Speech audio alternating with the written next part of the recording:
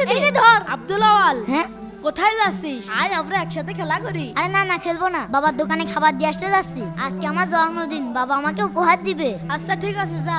আচ্ছা থাক, আমি গেলাম। এই দে দে। এই না আব্দুর রহমান, আজকে আমার সব থেকে খুশির দিন। বাবা তোমার খাবার নিয়ে এসেছি। ভালোই করেছিস। বাবা তোমার মনে আছে আজকে কি? এত ব্যস্ততার ভিতর মনে থাকে কিছু কিছু মনে নেই আমার। তার মানে আমার জন্মদিনের কথা বাবার মনে নেই? ধুর। এই দাঁড়া, এই ব্যাগটা নিয়ে যা, নিয়ে গিয়ে তোর মার কাছে দিবি, ঠিক আছে? আচ্ছা।